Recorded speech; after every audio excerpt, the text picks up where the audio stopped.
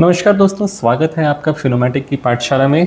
Chapter 3 पे आज हमारी चर्चा होने जा रही है, जहां पर हम legal structure of mutual funds in India पढ़ने जा रहे हैं। दोस्तों, हालांकि कहा जाता है कि ये बड़ा ही बोरिंग चैप्टर है, मतलब कि इसके अंदर में बहुत ही ऐसे चीज़ों की बात करते हैं हम जहाँ के जिसका कोई प्रैक्टिकल इम्प्लीकेशन नहीं है। फॉर एग्जांपल, इस चैप्टर में आपको बताऊंगा कि ट्रस्ट क्या होता है, स्पॉन्सर कौन होते हैं, कस्टोडियन क्या होता है। शायद आप अपने प्रैक्टिकल लाइफ में जब आप NISM पास करके जब काम शुरू करोगे ना, आपको इन चीज़ों से कोई मतलब ही नहीं होगा, आप शायद इस पर लेकर कुछ काम ही नहीं करोगे। लेकिन फिर भी एग्ज़ाम पर्सपेक्टिव से ये चैप्टर बहुत इंपॉर्टेंट है। तो इस चैप्टर को आइए इंटरेस्टिंग बनाते हैं और समझते हैं कि इस चैप्टर को हम क्यों पढ़ें। ये चैप्टर को दिया गया है सिलेबस में, तो क्यों दिया गया है। दोस्तों, अगर मैं आपसे एक सवाल पूछूं कि बताओ म्यूचुअल फंड्स इंडिया में सेफ़ क्यों हैं। यहाँ पर हम कहते हैं कि पैसे ऊपर नीचे तो होते हैं, मार्केट रिस्क, बट यहाँ पर पैसे गायब नहीं हो सकते हैं। इस बात का क्या प्रमाण है। कोई इन्वेस्टर अगर आपसे पूछ ले कि भाई तेज, ठीक है मैं म्यूचुअल फंड में इन्वेस्टमेंट कर तो दूंगा, लेकिन ये बता कि क्या गारंटी है कि तेरे जो मैंने म्यूचुअल फंड को पैसे दिए वो गायब नहीं हो जाएंगे। तो दोस्तों, आइए उस पर्सपेक्टिव से इस चैप्टर को पढ़ते हैं कि म्यूचुअल फंड में जब आप पैसे देते हो तो वो पैसे कहाँ जाते हैं, उनको कौन मैनेज करता है, कौन उसकी सेफ कीपिंग करता है, समझते हैं। तो दोस्तों, इस चैप्टर में हम लोग की कॉन्स्टिट्यूएंट्स जो मेन किरदार है पर्दे के पीछे की दुनिया में, उन सब से आपको मिलाएंगे। उनके रोल्स क्या होते हैं, वो कैसे अपॉइंट होते हैं, एंड अल्टीमेटली इन्वेस्टर प्रोटेक्शन कैसे होता है, आइए हम इस चैप्टर में पढ़ेंगे। सो चैप्टर शुरुआत करने से पहले मैं आपसे एक और एनेक्डोट शेयर करता हूँ। मुझे पक्का पता है कि आप लोग सब ने सहारा के बारे में ज़रूर सुना था, सहारा ग्रुप के बारे में ज़रूर सुना था। किसी ज़माने में इंडिया का one of the biggest NBFCs माना जाता था। किसी ज़माने में इंडिया के अंदर में फिनेंशियल सर्विसेज में बहुत बड़ी कंपनी थी सहारा ग्रुप। फिर जो कुछ भी हुआ, जिस भी रीज़न से हुआ, अल्टीमेटली वो ग्रुप फेल कर गई और बहुत सारे डिपॉजिटर्स को पैसे मिले नहीं मिले, आज तक केसेस पेंडिंग हैं, राइट। बट दोस्तों, अगर मैं आपसे पूछूं कि सहारा जो कि मेन NBFC कंपनी थी, उसी की एक छोटी सी ग्रुप कंपनी थी जिसका नाम था सहारा म्यूचुअल फंड।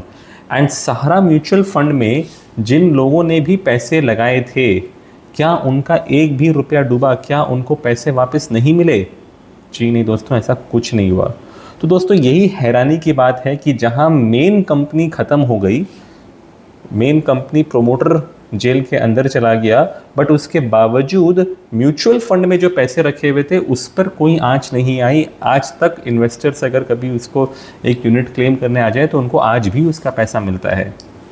तो ये कैसे हुआ, क्यों हुआ, आइए समझते हैं कि पर्दे के पीछे के किरदार कौन कौन। तो दोस्तों, इस चैप्टर में मैं आपको बताऊंगा कि स्पॉन्सर कौन होता है, ट्रस्ट क्या होता है, ट्रस्टीज़ कौन होते हैं, एसेट मैनेजमेंट कंपनी कौन होती है, और उनके अलावा जो कुछ मेन प्लेयर्स हैं लाइक कस्टोडियंस, RTAs, ऑडिटर्स, इन सब के बारे में हम लोग जानेंगे, समझेंगे। तो ये बड़ा ही इंटरेस्टिंग चैप्टर होना है। तो दोस्तों, before I really start discussing about the slides, let me first give you the concept of mutual fund कि म्यूचुअल फंड को इंडिया में बनाया किस तरीके से गया है। तो म्यूचुअल फंड को इंडिया में बनाया गया है एक ट्रस्ट के भांति, राइट। एक ट्रस्ट को आप पैसे देते हो एज एन इन्वेस्टर, राइट। उस ट्रस्ट का पैसा को मैनेज कौन करता है? उस ट्रस्ट का पैसा को मैनेज करते हैं asset management company. It is like कि बॉस, मान लो मैंने एक गुल्लक बना दिया, मैं अपने पैसे उस गुल्लक में डालता हूँ, राइट। वो गुल्लक क्या है? वो गुल्लक एक ट्रस्ट है, लेकिन उस गुल्लक के अंदर में जो पैसे रखे गए हैं, उस पैसे को कहाँ कैसे इन्वेस्ट करना है, ये कौन डिसाइड करता है? ये डिसाइड करता है एसेट मैनेजमेंट कंपनी, राइट। अब ये जो गुल्लक है, इस गुल्लक का देखरेख करने के लिए ऊपर में कुछ प्रतिष्ठित लोगों को बैठा दिया गया, जो कि हैं इस ट्रस्ट के ट्रस्टीज़। और मज़े की बात क्या है दोस्तों, मान लो मैं पैसे डालूंगा निकालूंगा तो बात की बात, इसकी चाबी किसके पास है? इसकी चाबी ना ही ट्रस्टी के पास में है, ना ही इसकी चाबी वो एसेट मैनेजमेंट कंपनी के पास में है, ना ही उसकी चाबी मेरे पास में है। इसकी चाबी है एक कस्टोडियन के पास में। तो दोस्तों, यही बड़ा ही इंटरेस्टिंग फॉर्मेट है म्यूचुअल फंड्स का इंडिया के अंदर में। इसी को मैं एक और तरीके से समझाता हूँ। अभी इमेजिन करो दोस्तों कि लेट्स से मैं एक समाज का बहुत ही पैसे वाला आदमी हूँ और मैंने डिसाइड किया कि मुझे एक मंदिर बनाना है। तो मैं जाकर के एक बड़ा ब्रीफ केस ला के रख दूंगा और कहूँगा कि चलो ये ज़मीन दे देता हूँ, डोनेट कर देता हूँ, चलो यहाँ मंदिर का निर्माण कर लेते हैं। लेकिन अल्टीमेटली पैसे तो मैं दे के निकल जाऊँगा, लेकिन ये जब मंदिर बनेगा तो इस मंदिर का देखरेख कौन करेगा, और देखरेख के अलावा जो रोज़ का कामकाज है वो कौन करेगा। तो जनरली अगर आपने देखा होगा दोस्तों, तो मंदिरें बनती हैं एक ट्रस्ट के फॉर्म में। एक ट्रस्ट को ज़मीन दे दी जाती है और उस ट्रस्ट के मैनेजमेंट के अंडर में ही वो मंदिर बनता है। उस ट्रस्ट के रख रखाव के लिए ऊपर में ट्रस्टीज़ को अपॉइंट कर दिया जाता है और रोज़ के कामकाज के लिए एक कार्यालय बना दिया जाता है जो कि इंश्योर करता है कि ट्रस्ट का सारा काम, मंदिर का सारा काम हो सके। ट्रस्टीज़ का रिस्पॉन्सिबिलिटी होता है कि उस ट्रस्ट की प्रॉपर्टी पे कोई आँच ना आए और जो श्रद्धालुओं द्वारा जो भी डोनेशन दिया जा रहा है वो मंदिर के काम में ही लगे। तो दोस्तों ये सब जो मैं कॉन्सेप्ट बता रहा हूँ ना, यही सब कॉन्सेप्ट हम घूम फिर करके म्यूचुअल फंड में सीखने जा रहे हैं, जहाँ मैं आपको समझाऊंगा कि ये स्पॉन्सर कौन हो रहा है, ये ट्रस्ट कैसे बन रहा है, ट्रस्टी कैसे अपॉइंट हो रहा है, कस्टोडियन कौन होता है, एंड अल्टीमेटली इन्वेस्टर्स का फ़ायदा इसमें कैसे है। तो दोस्तों बने रहिए। आइए अब आगे की तरफ बढ़ते हैं इस चैप्टर के अंदर में, जहाँ हम सबसे पहले मिलने जा रहे हैं हमारे स्पॉन्सर से। तो दोस्तों आपने पहले भाग में समझा कि ये फॉर्मेट कैसे बनता है। इंडिया में म्यूचुअल फंड को ट्रस्ट के भांति बनाया जाता है। Trust is governed by the Indian trust act. इस ट्रस्ट को मैनेज करने के लिए ट्रस्टीज़ अपॉइंट करते हैं और फिर अल्टीमेटली ये ट्रस्टीज़ जो है इस ट्रस्ट के प्रॉपर्टीज़ का देख रेख करते हैं एंड ये ट्रस्ट ऑपरेट किया जाता है। मेन बेनिफिशियरी कौन है इसका? Unit holders.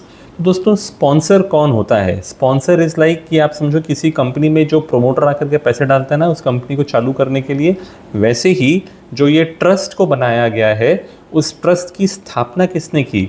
फॉर एग्जांपल हम सब जानते हैं SBI म्यूचुअल फंड के बारे में, क्योंकि SBI म्यूचुअल फंड खुद एक ट्रस्ट है, राइट। बट इसको शुरुआत किसने की थी? इसकी शुरुआत की थी स्टेट बैंक ऑफ इंडिया ने, जिन्होंने अपना सीड कैपिटल डाला था और इसको एज ए स्पॉन्सर स्टार्ट किया था। तो ये स्पॉन्सर का रोल क्या होता है? स्पॉन्सर का रोल होता है म्यूचुअल फंड ट्रस्ट की स्थापना करना। देन ट्रस्ट तो बना दिया, लेकिन अब हमें ट्रस्टीज़ अपॉइंट करने हैं, तो वो स्पॉन्सर जा कर के ट्रस्टीज़ को अपॉइंट करता है।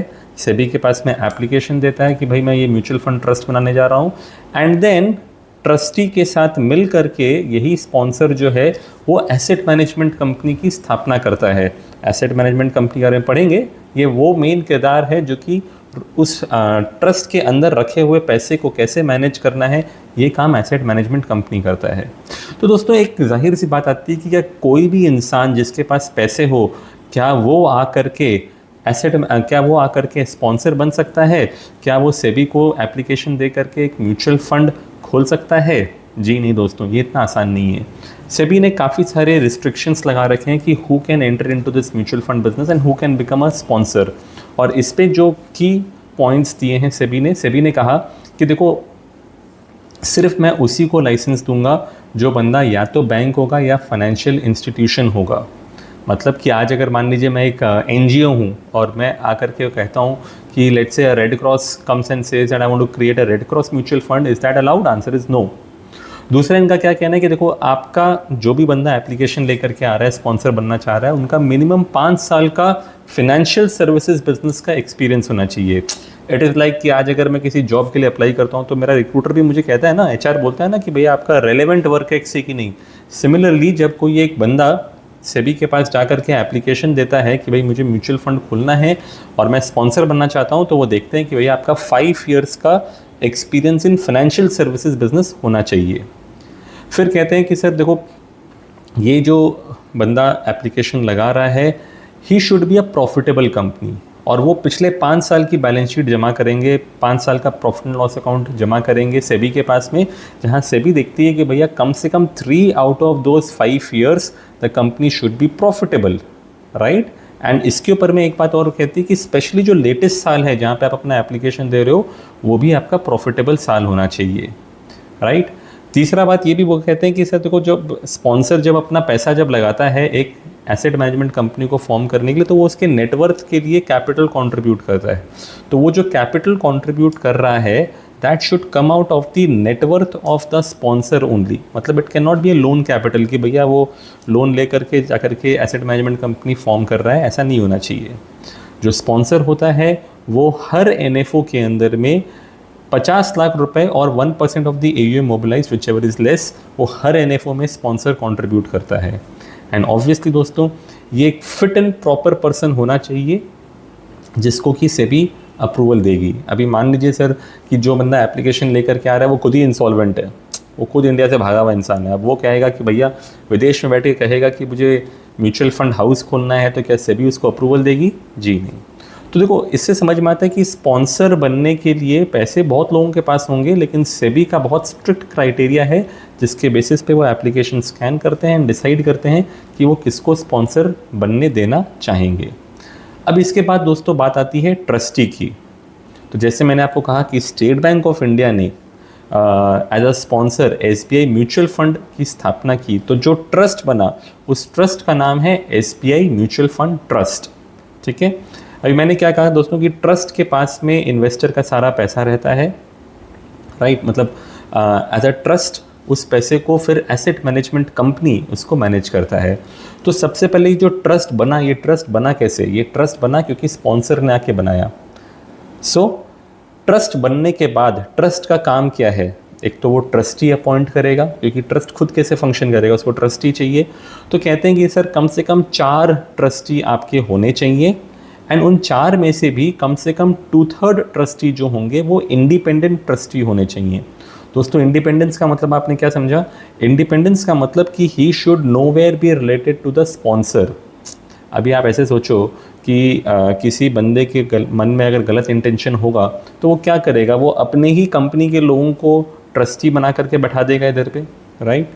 सो ये चीज़ नहीं हो सकती है, क्योंकि पहला बात तो yes obviously SEBI will approve the appointment of a trustee, but at the same time minimum 2/3 has to be independent. मतलब अगर आप 6 ट्रस्टी बना रहे हो तो 6 में से 4 आदमी आपसे लिंक्ड नहीं होने चाहिए। तो सेबी का, तो ट्रस्टी का काम क्या है? एक तो एसेट मैनेजमेंट कंपनी को अपॉइंट करना, उसको ओवरसी करना, सेबी कंप्लायंसेस फॉलो हो रहे हैं कि नहीं वो देखना, and to safeguard the investors rights. Investor की जितनी भी कंप्लेंट्स आती हैं ultimately trustees are there at the top which ensure कि ऑल प्रॉब्लम्स आर सॉर्टेड। तो दोस्तों आपने क्या समझा ट्रस्टीज़ के राइट्स एंड रिस्पॉन्सिबिलिटीज़ क्या होते हैं? ट्रस्टी जो होता है he enters into an investment management agreement with the asset management company, ये उसका काम है। एसेट मैनेजमेंट कंपनी के सारे एक्टिविटीज़ को मॉनिटर करना, इंश्योर करना कि सारे कंप्लायंसेस सेबी के रूल्स एंड रेगुलेशन सारे पूरे हो रहे हैं, ये ट्रस्टी का काम है। अगर एसेट मैनेजमेंट कंपनी कुछ गड़बड़ कर रही है तो ट्रस्टी के पास में पूरा राइट है कि वो उस एसेट मैनेजमेंट कंपनी को डिसमिस तक कर सकती है, राइट? एंड इन्वेस्टर्स की जितने भी ग्रीवेंसेस आ रहे हैं उसको रिव्यू करना, ऑडिट रिपोर्ट्स को देखना, इनफैक्ट एसेट मैनेजमेंट कंपनी का नेटवर्थ मेंटेन्ड है कि नहीं, ये सब काम जो है वो ट्रस्टी का काम है। दोस्तों आइए आप अगली कड़ी से मिलते हैं जिसका नाम है एसेट मैनेजमेंट कंपनी। दोस्तों मैंने जो शुरुआत में आपको मंदिर वाला एग्जांपल दिया और मैंने क्या कहा कि भाई मंदिर के अंदर में आपने समाज के बड़े बड़े प्रतिष्ठित लोगों को ट्रस्टी तो बना दिया, लेकिन क्या वो ट्रस्टी रोज़ आकर के देखते हैं कि मंदिर में झाड़ू पोछा हो रहा है कि नहीं? नहीं देखते ना। तो वहाँ पे कौन देखता है ये काम? एक कार्यालय बनता है जिसके कुछ कर्मचारी होते हैं जो ये काम देखते हैं। तो सिमिलरली यहाँ पे जो एसेट मैनेजमेंट कंपनी को बनाया गया उनका काम है इस पूरे फंड्स को मैनेज करना। They are basically a fund manager. और वो ये काम क्यों कर रहे हैं? क्योंकि उनको इसको काम को करने के लिए एक फ़ीस मिलती है, जिस फीस के बेसिस पे वो अपना प्रॉफिट्स बनाते हैं, उसी फीस से वो फंड मैनेजर की सैलरी, जितनी ब्रांच ऑफिस आप देखते हो उन सब का कॉस्ट वो बियर करते हैं और नेट में अपना वो प्रॉफिट डिक्लेयर करते हैं। So the asset management company is actually the execution arm of the mutual fund. It manages the investors money professionally, यही इनका काम है फंड्स को मैनेज करना और साथ में सेबी के सारे गाइडलाइंस को फुल्ली कंप्लाई करना। तो जैसे अगर हम कहते हैं कि सर हम SBI म्यूचुअल फंड को पैसे दे रहे हैं, तो SBI म्यूचुअल फंड तो वो ट्रस्ट है जिसको हम पैसे दे रहे हैं, बट उस ट्रस्ट के पैसे को मैनेज कौन कर रहा है कि कहाँ डालना है, कैसे डालना है, तो वो काम करती है SBI fund management limited, which is the asset management company of SBI mutual fund. तो एसेट मैनेजमेंट कंपनी का रिस्पॉन्सिबिलिटी क्या है? मैंने कहा सबसे पहला फंड मैनेजमेंट करने का रिस्पॉन्सिबिलिटी है, जो भी उनको रिसर्च करना है, जिस भी तरीके से पोर्टफोलियो बनाना है, नए नए स्कीम्स मार्केट में लेके आने हैं, ये सब एसेट मैनेजमेंट कंपनी का काम है। एसेट मैनेजमेंट कंपनी जो है वो ट्रस्टीज़ को रिपोर्ट करती है बताने के लिए कि भैया हमने अपना कंप्लायंसेस पूरा किया है, ऑडिट्स पूरा किया है। एंड सेबी गाइडलाइंस को भी फुल्ली इम्प्लीमेंट करना, नैव डिस्क्लोजर करना, एक्सपेंसेस कंट्रोल करना, एक्सपेंस रेशियो बताना, स्कीम के सारे कंप्लायंसेस पूरे करना, ये सब एसेट मैनेजमेंट कंपनी का काम है। अब हम एक अगले इंसान से मिलते हैं जो कि है custodian. And custodian is basically the guardian of the fund house, of the fund assets. मतलब क्या है दोस्तों कि देखो, मैंने क्या कहा कि मैंने गुल्लक में पैसे तो डाल दिए, लेकिन गुल्लक से अभी मान लो फंड मैनेजर कहता है कि यार अभी ये शेयर खरीदना है तो पैसे देने हैं, शेयर घुसना है, कल को शेयर बेच देगा तो शेयर निकलना है, पैसे घुसने हैं। तो ये जो भी अंदर बाहर हो रहा है, ये अंदर बाहर करने के लिए किसी एक गेट कीपर की परमिशन तो लेनी होगी। ये गेट कीपर कौन है दोस्तों? ये गेट कीपर आपका कस्टोडियन है। दोस्तों अभी सोच के देखो कि ये कितना इम्पोर्टेंट इंसान है कि बिना इसके परमिशन के इस पूरे ट्रस्ट के अंदर में जो भी एसेट रखे हुए हैं, यहाँ एक पत्ता नहीं हिल सकता, राइट। सो जनरली देखा जाता है कि जो बड़े बड़े इस्टेब्लिश्ड बैंक्स होते हैं वही कस्टोडियंस होते हैं म्यूचुअल फंड्स के। For example HDFC mutual fund का कस्टोडियन कौन है? वो है ICICI बैंक, ठीक है। तो आइए इनकी रिस्पॉन्सिबिलिटी समझते हैं। इनकी रिस्पॉन्सिबिलिटी है to safe keep the scheme assets, ensuring all securities purchase in the scheme are securely held. मतलब जो भी शेयर्स हमने खरीदे हैं वो तरीके से सिस्टम में रखे हुए हैं। Track all the corporate actions. अभी मान लो मैंने जो शेयर खरीदा था, मान लो मैंने ITC का शेयर खरीदा, अभी ITC ने डिविडेंड डिक्लेयर किया, तो वो डिविडेंड मेरे स्कीम के अंदर में आया कि नहीं आया, इसकी रिस्पॉन्सिबिलिटी किसकी है चेक करने की? वो कस्टोडियन की रिस्पॉन्सिबिलिटी है।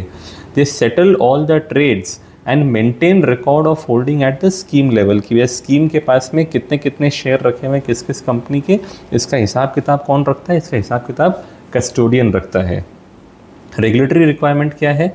देखो दोस्तों, मैं आपको बताता हूँ कि ये कस्टोडियन सबसे इम्पॉर्टेंट इंसान है इस पूरे इकोसिस्टम के अंदर में, क्योंकि इसके पास ही सारी चाबी है। किसी भी अगर लेट्स से स्पॉन्सर को गलत काम करना हो तो वो क्या करेगा? वो सबसे पहले एसेट मैनेजमेंट कंपनी को अपने ग्रिप में लेगा और कहेगा कि भाई साइड से शेयर बाहर निकाल दे। तो ऐसा वो कर सकता है? जी नहीं कर सकता है, वो नहीं कर सकता है। क्यों नहीं कर सकता है? 2 रीजंस। पहला कि of all the people custodian का अपॉइंटमेंट कौन करता है? कस्टोडियन का अपॉइंटमेंट ट्रस्टी करता है। कस्टोडियन का अपॉइंटमेंट एसेट मैनेजमेंट कंपनी नहीं करता है, राइट। दूसरी बात दोस्तों ये जान लीजिए कि जो स्पॉन्सर है और जो कस्टोडियन है वो दोनों कभी सेम पर्सन नहीं हो सकते।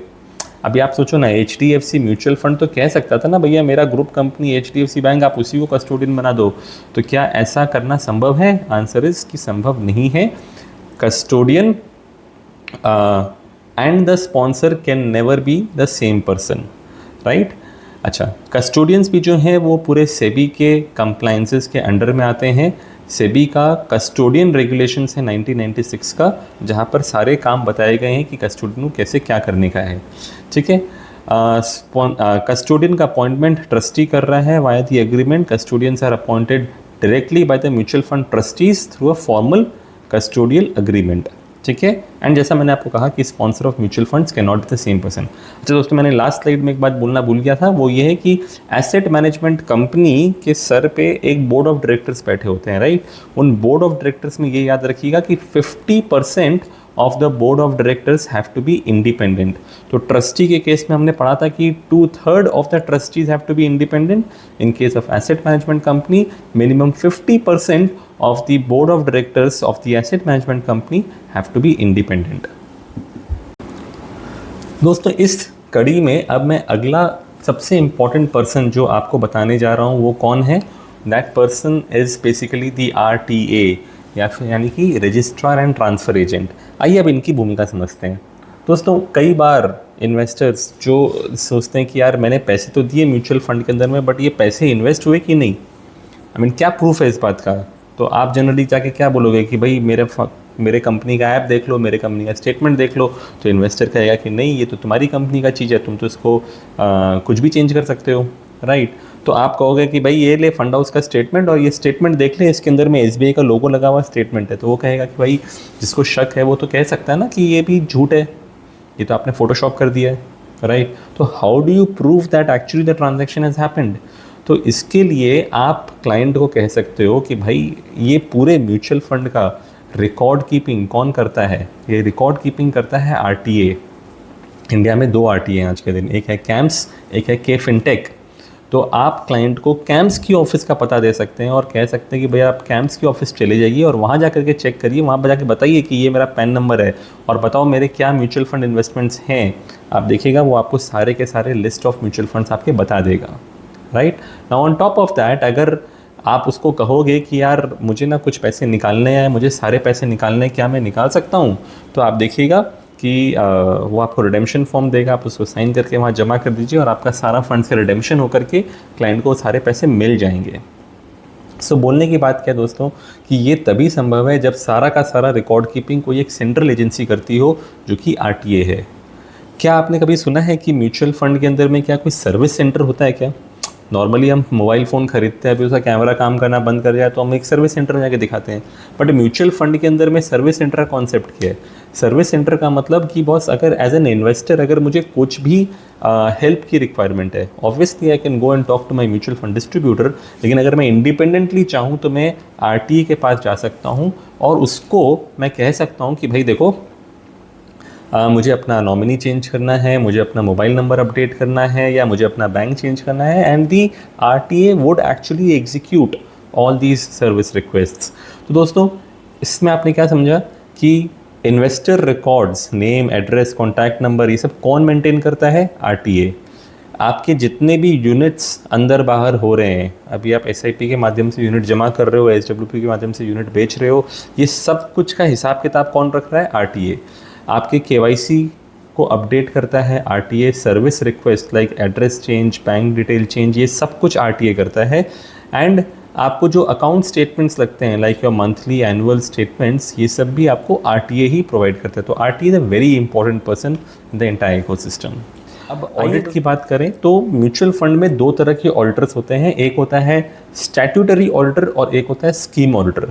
ये याद रखिए कि statutory auditor is just like any other auditor, जो हर प्राइवेट लिमिटेड कंपनी को चाहिए होता है। उसी प्रकार आपको भी अपने जो बुक्स आप निकाल रहे हो उसको आपको ऑडिट कराना है, तो उसके लिए स्टैट्यूटरी ऑडिटर आपको चाहिए, जो कि आप देखोगे कि एसेट मैनेजमेंट कंपनी खुद ही अपॉइंट करता है। तो फिर यहाँ पे स्कीम ऑडिटर कौन है? दोस्तों ये स्कीम ऑडिटर ना बहुत ही इंपॉर्टेंट कड़ी है इसके अंदर में। आपने सुना होगा कि कंपनीज के अंदर में इंटरनल ऑडिट्स वगैरह होते हैं, रियल टाइम ऑडिट्स होते हैं। तो सिमिलरली अभी म्यूचुअल फंड के अंदर में, स्कीम के अंदर में फंड मैनेजर शेयर खरीद रहा है, बेच रहा है, पैसे आ रहे हैं, जा रहे हैं, शेयर निकल रहा है, अंदर आ रहा है, इसको रियल टाइम बेसिस पे कौन ट्रैक करेगा? इसको रियल टाइम बेसिस पे ट्रैक करने वाले बंदे का नाम है स्कीम ऑडिटर। स्कीम ऑडिटर जो है, याद रखिए दोस्तों, ये बहुत ही इंपॉर्टेंट इंसान है, क्योंकि अगर मान लो म्यूचुअल फंड में कुछ भी गड़बड़ी होने जा रही है तो सबसे पहले किसको पता चलेगा? सबसे पहले स्कीम ऑडिटर को पता चलेगा। इसके लिए स्कीम ऑडिटर का अपॉइंटमेंट बहुत ही इम्पॉर्टेंट काम है, और ये इम्पॉर्टेंट काम कौन करता है? ये ट्रस्टी करता है। So scheme auditor conducts the independent audit of each mutual fund scheme. They verifies the financial statements, asset valuation, ये सब कुछ वो देखते हैं और वो इंश्योर करते हैं कि जो नैव निकल रहा है ना वो एक्यूरेट और फेयर है, राइट। सिमिलरली हमारे यहाँ पर कंप्लायंस ऑफिसर होते हैं, जो कि सेबी रेगुलेशंस के अनुसार आपकी स्कीम में सब कुछ हो रहा है कि नहीं वो चेक करते हैं। They directly report to the board of asset management company and to the trustees. देखो ये कंप्लायंस ऑफिसर ना, अगर उसको कहीं पे भी कुछ लग रहा है कि नहीं कुछ दिक्कत है, तो वो डायरेक्टली ट्रस्टी को जाके अप्रोच कर सकता है, right. And they review the internal processes, documents and disclosures to ensure कि भाई कंप्लायंसेस पूरे होने चाहिए। दोस्तों इसी सिलसिले में एक और आज के दिन जो सबसे इम्पॉर्टेंट महत्वपूर्ण कड़ी बन गई है वो है stock exchanges and transaction platforms. Gone are the days जब लोग फिजिकल फॉर्म भरते थे, जाकर के एएमसी की ऑफिस में लाइन लगा के जमा करते थे। अब ऐसा काम नहीं होता है आज के दिन। Majority 90% of the transactions which happen digitally. So digitally ये ट्रांजैक्शंस हो पाते हैं क्योंकि जो स्टॉक एक्सचेंज प्लेटफॉर्म्स हैं they work like aggregators, right. तो इंडिया में 2 ही बड़े स्टॉक एक्सचेंज हैं, एक है बीएसई और एक है एनएसई। बीएसई के स्टॉक के म्यूचुअल फंड प्लेटफॉर्म का नाम है स्टार एमएफ और एनएसई के म्यूचुअल फंड प्लेटफॉर्म का नाम है एनएमएफ2, राइट। तो इन्वेस्टर्स को कुछ परचेज करना है, सेल करना है, स्विच रिडेम्पशंस जो करना है वो सब कुछ इस प्लेटफॉर्म के थ्रू कर सकते हैं। फॉर एग्जांपल आप जब हमारे साथ काम करोगे, आप जब फिनोमैटिक के साथ काम करोगे, तो फ्रंट एंड पे भले ही आपको सब कुछ फिनोमैटिक दिखता है, लेकिन हमारे ऐप्स, हमारा back office is all powered by NSE। So ultimately आप देखोगे कि ट्रांजैक्शन आप हमारे ऐप पे प्लेस कर रहे हो, बट क्लाइंट को जो ईमेल्स जा रहे हैं ना, उस पर NSE-NMF.com लिखा है, यानी कि NSE बैकएंड में उसका इंजन चल रहा है, वहीं से सारे ट्रांजैक्शंस हो रहे हैं। ऐसा ही एक और प्लेटफॉर्म है म्यूचुअल फंड यूटिलिटीज़, MFU हम कहते हैं इसको, जो कि एम्फी द्वारा बनाया गया एक ट्रांजैक्शन प्लेटफॉर्म है फॉर म्यूचुअल फंड ट्रांजैक्शंस। इसके अलावा आज के दिन बहुत सारे internet and mobile based applications आ गए हैं जो कि आपको ट्रांजैक्शंस कराने में हेल्प करते हैं। तो दोस्तों, इस प्रकार अभी लास्ट में ना एक एसेट मैनेजमेंट कंपनी के अंदर में कितने सारे डिपार्टमेंट्स होते हैं उसका एक स्कैन दिया हुआ है। जैसे कि हर कंपनी में हम देखते हैं कि एक परचेजिंग डिपार्टमेंट होता है, या एक HR डिपार्टमेंट होता है, फाइनेंस डिपार्टमेंट होता है, सेल्स डिपार्टमेंट होता है, ऑपरेशंस डिपार्टमेंट होता है। उसी प्रकार म्यूचुअल फंड में भी एसेट मैनेजमेंट कंपनी के जो CEO हैं उनको इतने सारे डिपार्टमेंट्स रिपोर्ट करते हैं। हाँ दोस्तों, ये याद रखिएगा कि कंप्लायंस एकमात्र ऐसा डिपार्टमेंट है जो कि एसेट मैनेजमेंट कंपनी के अलावा ट्रस्टी को भी रिपोर्ट करता है।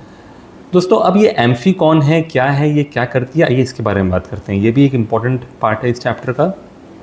एम्फी का फुल फॉर्म है association of mutual funds in India. मतलब क्या, इंडिया में आज के दिन जो 45+ म्यूचुअल फंड हाउस है, अभी इमेजिन करो कि सब ने अपना अपना एक एक नुमाइंदा भेज दिया, लेट्स से सब ने अपने अपने CEO को भेज दिया, और वो 45 के 45 CEOs अभी इस रूम में आके बैठ गए और उन्होंने कहा कि यार इसी रूम में हम अपना एक संगठन बनाएंगे, हम अपना एक एसोसिएशन बनाएंगे। तो इस एसोसिएशन का नाम दिया गया amphi, association of mutual funds in India. दोस्तों, पहली बात ये याद रखिएगा कि एम्फी को बनाने के लिए पार्लियामेंट में कोई एक्ट पास नहीं हुआ था, इसीलिए amphi is not a statutory body. कभी कभार एग्जाम में पूछता है, राइट। स्टैट्यूटरी बॉडी सेबी है, सेबी को बनाने के लिए पार्लियामेंट में एक एक्ट पास हुआ था, ठीक है। It is a self regulatory industry body that is working to promote the transparency, ethics and growth in mutual fund ecosystem, right. AMFI समय समय पर बहुत सारे सर्कुलर्स निकालती रहती हैं to improve the best practices in our industry. One such practice is called as AGNI. AGNI का full form होता है AMFI guidelines and norms of intermediaries. तो दोस्तों, होता क्या है कि अल्टीमेटली हम सब का इच्छा है कि सर हम एग्ज़ाम पास कर जाएं और हम अपना ARN नंबर ले लें। पहले बताओ तो ये ARN नंबर का फुल फॉर्म क्या है। मैं ARN मतलब एम्फी रजिस्ट्रेशन नंबर, मतलब ये जो संस्था है, ये जो एसोसिएशन है एम्फी की, मैं इसका एक सदस्य बनना चाहता हूँ, मैं इसका रजिस्ट्रेशन नंबर लेना चाहता हूँ। तो उसके लिए एम्फी ने कहा भैया एग्ज़ाम पास करके आइए। आपने एग्ज़ाम पास कर लिया, अब आप उसके घर में घुसना चाहते हो। आप उसके घर में घुसना चाहते हो तो वो पहले चेक करेगा भैया जो बंदा आ रहा है कोई क्रिमिनल टेररिस्ट तो नहीं है, तो वो आपका KYD करता है, know your distributor. And once they find that everything is okay, then they would issue you a licence which is called as an ARN number. But before issuing the license, they would make you to sign an Agni. Agni is basically AMFI guidelines and norms of intermediaries. मतलब वो आपको कहेगा कि भैया देखो हमारे घर में रहना है ना, तो ये सारे चीज़ों को मान लो। फॉर एग्जाम्पल, तुम कभी मिस सेल नहीं करोगे, तुम कभी कैश में काम नहीं करोगे, तुम कभी पासबैक नहीं करोगे, तुम हमारी इंडस्ट्री के बारे में बुरा नहीं बोलोगे। ये सारे आपको उसने गाइडलाइंस एंड नॉर्म्स दे दिए। तो अगर आप उस गाइडलाइंस एंड नॉर्म्स को फॉलो करोगे तभी आप इसके घर में रह सकते हो। तो दोस्तों, ये सब कहानी है एम्फी के अंदर की। अभी इनका मेन मकसद क्या है, डिस्ट्रीब्यूशन बढ़ाना, म्यूचुअल फंड को घर घर तक पहुंचाना। इसके लिए मार्केट में बहुत एजेंट्स की ज़रूरत है। इसके लिए ARN बनाने का काम जो है वो एम्फी का है। एम्फी जो है उसने कोड ऑफ एथिक्स बना रखा है जिसको हम कहते हैं ACE, और ये कोड ऑफ एथिक्स जो है ये बेस्ट प्रैक्टिसेस बनाता है कि कैसे एक क्लाइंट को, डिस्ट्रीब्यूटर को हैंडल किया जाए with in the asset management fraternity, right. जितना भी इन्वेस्टर अवेयरनेस प्रोग्राम्स देखते हैं, आपने I am sure mutual fund सही का बहुत सारा ऐड देखा होगा। इस ऐड को किसने प्रमोट किया, किसने स्पॉन्सर किया? जवाब है एम्फी। इंडस्ट्री को रिप्रेजेंट करना, आज कई बार सेबी के पास जाकर के बात करनी पड़ती है कि सर आप हमारी इंडस्ट्री के लिए ये करिए, ऐसा करिए, इससे अच्छा होगा, या मिनिस्ट्री ऑफ फाइनेंस में जाकर के रिप्रेजेंटेशंस देने होते हैं। तो ये रिप्रेजेंटेशन करने का काम भी करता है एम्फी, राइट। तो देखो, म्यूचुअल फंड का स्ट्रक्चर इसी हिसाब से बना है दोस्तों। मैंने शुरुआत में क्या बात की थी कि देखो यहाँ पर ना आपके पैसे गायब नहीं होंगे। क्यों? क्योंकि पर्दे के पीछे इतने सारे लोग बैठे हैं, स्पॉन्सर का काम अलग, ट्रस्टी का काम अलग, एसेट मैनेजमेंट कंपनी अलग, कस्टोडियन अलग, आरटीए अलग, सब लोग स्कीम मॉनिटर अलग से देख रहा है। तो इतने सारे लोग बैठे ना, इसलिए यहाँ पर गड़बड़ होने का चांस बहुत कम है।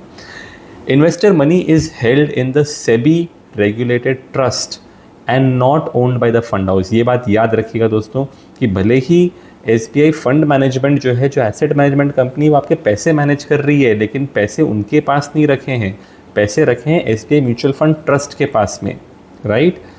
Assets are stored securely with a custodian, जो मैंने आपको कहा कि इसके अलग कस्टोडियंस हैं जो कि उसका देख रेख करते हैं। ट्रस्टीज़ को पावर दिया गया है कि आप ओवरऑल ऑपरेशंस को इंडिपेंडेंटली सुपरवाइज करिए। And even if the asset management company collapses, जैसे सहारा म्यूचुअल फंड कोलैप्स किया, तो अल्टीमेटली उसके सारे एसेट्स, सारे क्लाइंट्स को ट्रांसफ़र कर दिया गया किसी दूसरे existing running mutual fund company के पास। दोस्तों ये एम्फी कोड ऑफ एथिक्स यानी कि एस क्या होता है? This is basically integrity and fairness in all dealings with investors, distributors and the market. मतलब कि अभी एसेट मैनेजमेंट कंपनीज इन लोगों से कैसे डील करेंगी, कैसे बातचीत करेंगी, इनको क्या कम्युनिकेशंस देगी, उनको कैसे इम्पैनलमेंट करेगी, ये सब चीज़ के लिए ना एम्फी वालों ने अपने अंदर में ही कुछ कोड ऑफ एथिक्स बना दिए। कभी कोई मिसलीडिंग एड्स नहीं बने, कोई मिसलीडिंग प्रोमिसेस नहीं हो, ये सब भी कोड ऑफ एथिक्स का पार्ट है। कभी कोई कॉन्फ्लिक्ट ऑफ इंटरेस्ट ना जाग जाए कि आप अपने ग्रुप कंपनीज़ को ही प्रमोट कर रहे हो, ऐसा ना हो, इसके लिए कोड ऑफ एथिक्स बनाया गया। आप जो भी नैब वगैरह दिखा रहे हो, आप जो भी पोर्टफोलियो डिस्क्लोज कर रहे हो, वो सब फेयर हो, इसके लिए कोड ऑफ एथिक्स बनाया गया। तो देखो डूज एंड डोंट्स बताए गए हैं दोस्तों। कभी कभार एग्जाम में पूछ लेता है कि अग्नि के अंदर में ही बेसिकली ये सब बताया है, कोड ऑफ कंडक्ट किया है कि देखो एमएफडी को क्या करना चाहिए।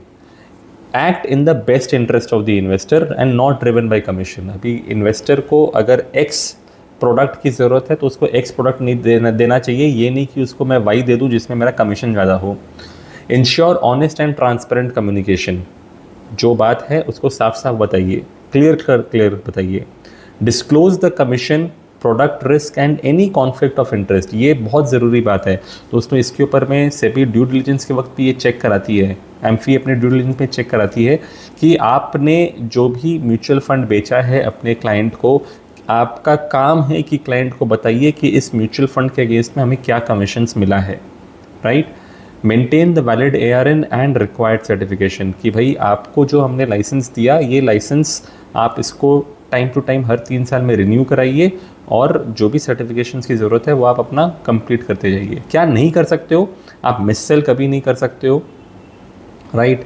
आप कभी भी गारंटी रिटर्न की बात नहीं कर सकते हो। आप कभी भी प्रोडक्ट के रिस्क को छुपा करके मत बेचना।